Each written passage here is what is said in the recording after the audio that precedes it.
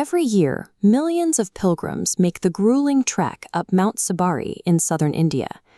They're there to worship a deity whose image is broadcast live on cable television and printed in millions of comic books.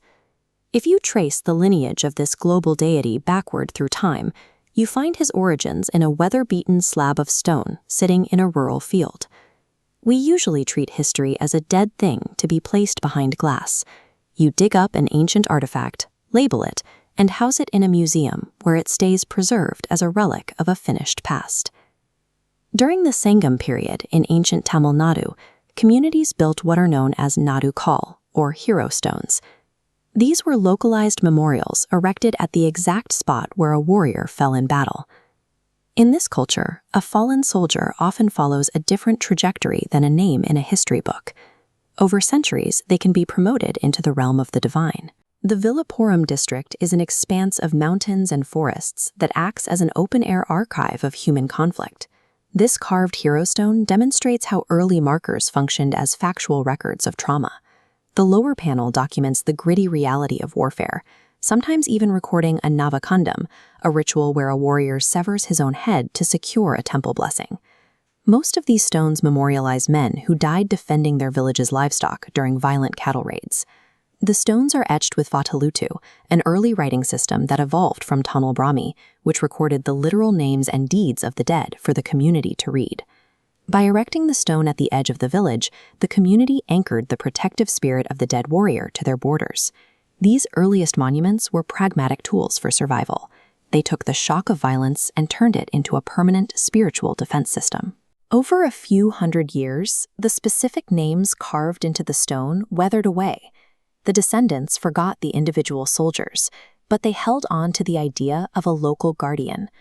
Among the Malayali tribes in the Kalrayan Hills, the practice physically expanded.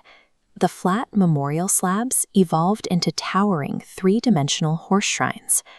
The forgotten soldier eventually became Aiyanar, the chief of the local village deities. Local lore makes him a fierce, sword-wielding night watchman who rides his horse along the village perimeter to ward off physical and spiritual threats. While the deity is imagined as invincible, his terracotta statues are fragile. They degrade in the weather, requiring the community to gather, mix the clay, and rebuild them. This recurring labor turns the shrine into a shared focal point that requires different local clans to cooperate to maintain their protector. As the specific identity of the soldier faded into the archetype of the universal horseman, the practice gained the momentum to grow into a regional belief system. As this belief system spread, the tribal Aiyanar was eventually absorbed into the formal structure of the Hindu pantheon.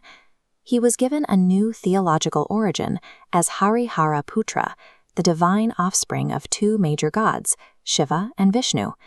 This severed his earthly historical roots. That concept eventually formalized into the modern god Aiyakan.